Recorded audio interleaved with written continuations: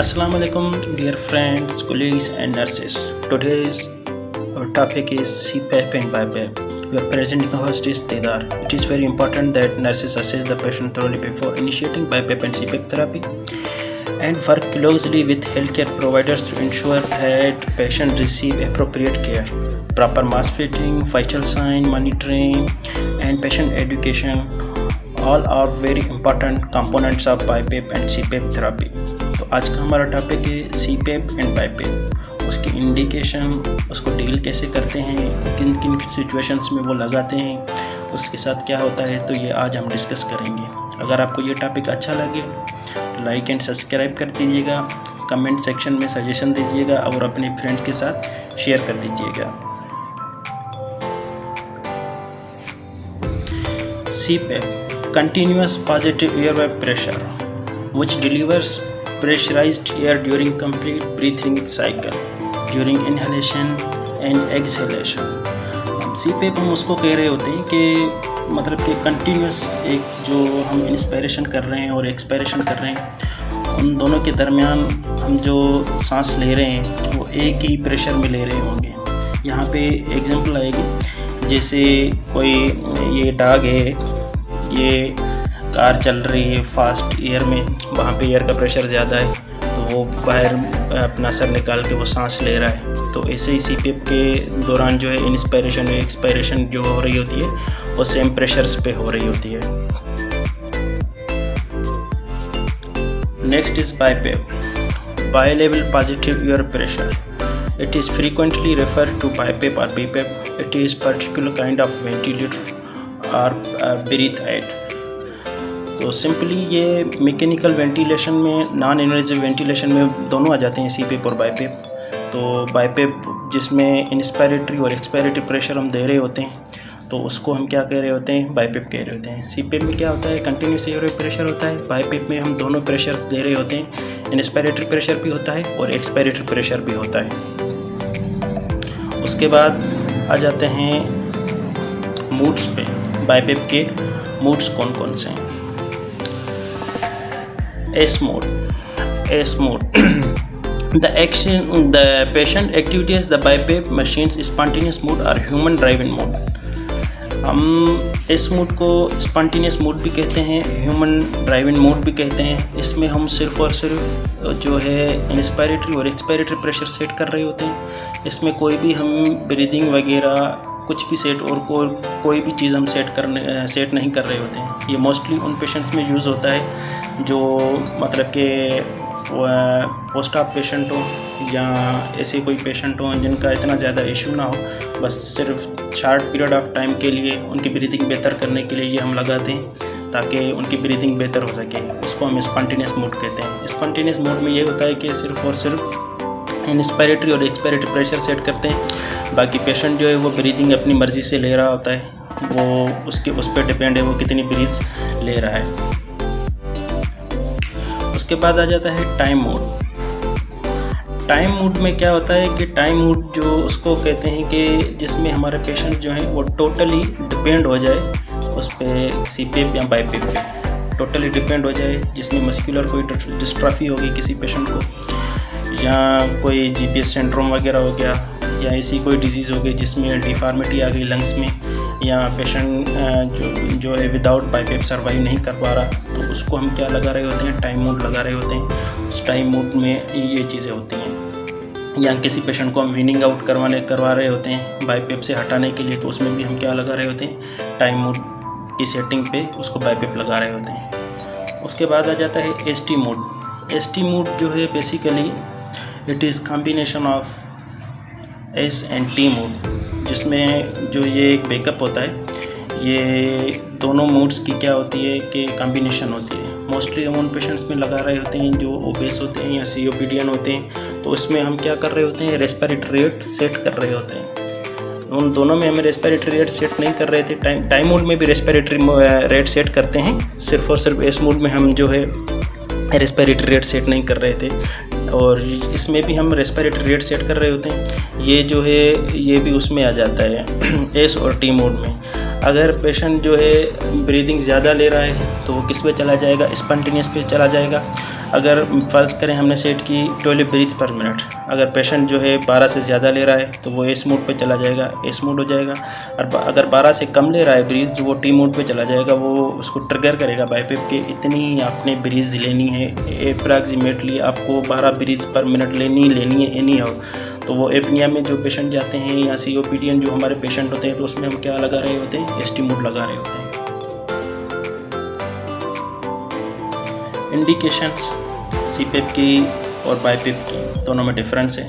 CPAP हम respiratory distress syndrome में लगा रहे होते हैं, पल्मोनरी एडिमा या एपनिया प्रीमेच्योरिटी उसमें लगा रहे होते हैं। बाईपेप जो है वो COPD में लगा रहे होते हैं, एपनिया में लगा रहे होते हैं, ऑब्स्ट्रक्टिव स्लीप एपनिया या ओबेसिटी हो गई, निमोनिया हो गई, इस्तेमा हो गई, ओवर ब्रीदिंग हो गई, ऑपरेशन के बाद वो लंग्स जो है वो प्रॉपर उसके फंक्शन नहीं कर रहे, या पेन की वजह से वो प्रॉपर ब्रीदिंग नहीं कर पा रहा, न्यूरोमस्कुलर कोई डिजीज़ हो गई, तो उसकी वजह से भी हम क्या लगा रहे होते हैं, बाईपेप लगा रहे होते हैं।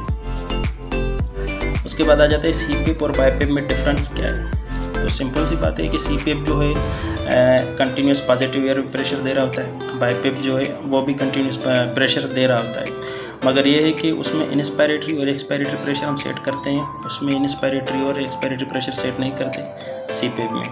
और ये CPAP जो है सिंपल है और बाईपेप थोड़ा सा उसका कॉम्प्लेक्स है, उसकी सेटिंग करनी, जैसे उसमें मोड्स आ जाते हैं, वो हम ऑलरेडी डिस्कस कर चुके हैं। उसके बाद आज हमारा जो बेसिक आज का मेन है कि नर्सिंग मैनेजमेंट क्या होगी अगर कोई पेशेंट हमारा CPAP पे है या बाईपेप पे है।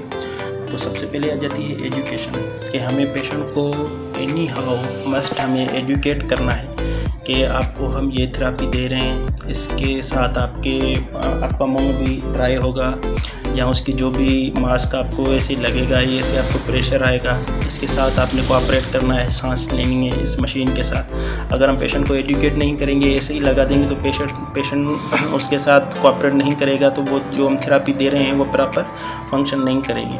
तो पेशेंट को पूरी चीज़ें, पूरा जो हमारा प्रोसीजर है वो क्या करेंगे, पूरा एक्सप्लेन करेंगे, उसको सिंपैथी देंगे, बिल्कुल उसको प्रॉपर हम क्या करेंगे, गाइड करेंगे।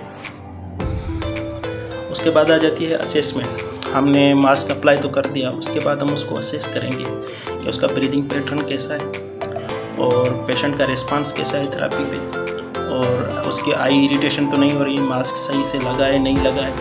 उसका वर्क अप ब्रीदिंग देखेंगे, GCS देखेंगे कि मास्क लगाने के बाद एजिटेटेड तो नहीं हुआ, कन्फ्यूज तो नहीं हो गया। तो ये सारी चीज़ें हम क्या करेंगे, पेशेंट की देख रहे होते हैं। देन आ जाता है मॉनिटरिंग में हम पेशेंट की ऑक्सीजनेशन देखेंगे कि उसकी ऑक्सीजनेशन कितनी है। कुछ पेशेंट जो है CPAP या बाईपेप के साथ फाइट करते हैं, तो वो उनकी सैचुरेशन लेवल वगैरह जो है वो क्या हो रही होती है, डाउन हो रही होती है। या फिर टाइटल वॉल्यूम देखेंगे कि CPAP पे कितने बन रहे हैं, बाईपेप पे कितने बन रहे हैं, ये मस्ट है, ये हम मॉनिटर करेंगे। वाइटल साइन लिखेंगे, ब्रीथिंग साउंड सुनेंगे, एयर एंट्री बायलेटरल प्रेजेंट है या नहीं है। और सक्शनिंग की अगर नीड है तो वो भी देखेंगे कि हमें सक्शनिंग करनी चाहिए, या वॉमिटिंग अगर एपिसोड वगैरह कोई हो रहा है तो वो भी हमें उस टाइम पे मास्क हटाना है। तो ये हम सारी चीज़ें क्या कर रहे होते हैं, मॉनिटर कर रहे होते हैं। उसके बाद आ जाती है केयर में ये है कि कोई भी हम लुब्रिकेंट लिक्विड अप्लाई करते हैं फेस पे, हम बोनी प्रॉमिनेंस जो भी होती हैं वहाँ पे हम कोई भी लिक्विड अप्लाई कर रहे होते हैं कि वहाँ पे कोई भी प्रेशर सोर ना बने, क्योंकि मास्क जो हम लगा रहे होते हैं उसकी जाहिर सी बात है उस लगाने से उन एरियाज़ पे क्या हो रहा है, प्रेशर हो रहा है। तो ड्यूट्रम वगैरह अप्लाई करते हैं, और माउथ को ड्राई होने से यहाँ बचाने के लिए 4 to 6 आवर्स बाद हम उसको क्या कर रहे होते हैं, मास्क को उतार रहे होते हैं, ताकि उसका थोड़ी बहुत नेबुलाइजेशन वगैरह करवा दी, ताकि उसका बिल्कुल ही म्यूकस मेम्ब्रेन ना हो, ड्राई ना हो जाए। और पेन वगैरह हो रहा है तो उसको हम ट्रीट करेंगे, पेशेंट को रिलैक्स रखेंगे। अगर बहुत ज़्यादा एजिटेटेड है, हमें बिल्कुल ही उसको बाईपेप लगाना है, तो एज पर फिजिशियन ऑर्डर हम सेडेशन भी दे सकते हैं, वो इम्पोर्टेंट है।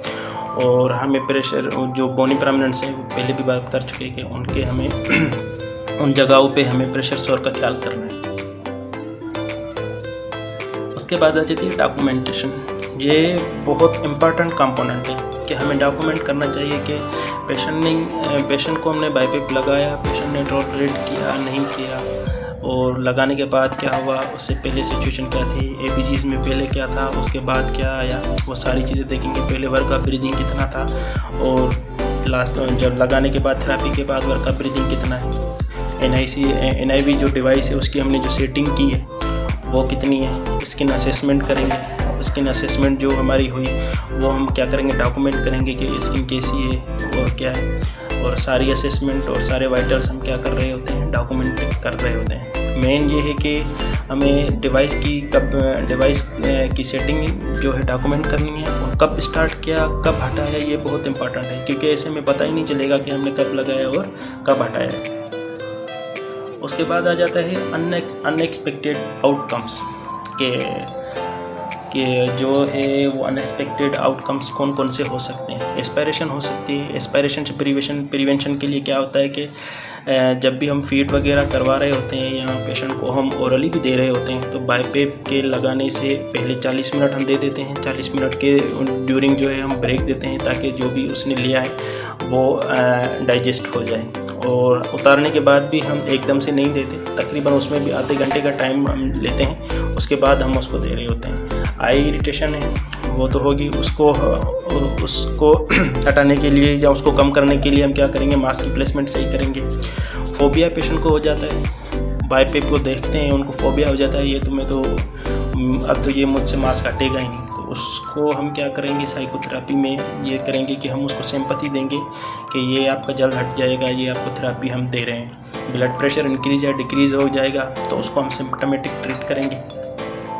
और नेज़ल कंजेशन या ड्राइनेस हो जाती है तो उसके लिए हम नेबुलाइजेशन वगैरह करवाते हैं। और न्यूट्रिशन पेशेंट की जो भी बाईपेप पे होते हैं उनकी कंप्रोमाइज़ हो रही होती है, तो हमें लगाना और उतारना एक प्रॉपर टाइम से, या तो हम पेरिफेरल न्यूट्रिशन भी दे सकते हैं, मगर लगाना है हटाने के दिन मतलब एक टाइम पीरियड सेट करना चाहिए कि हमने अब लगाया है अब हटाना है, ताकि प्रॉपर पेशेंट को न्यूट्रिशन मिल सके।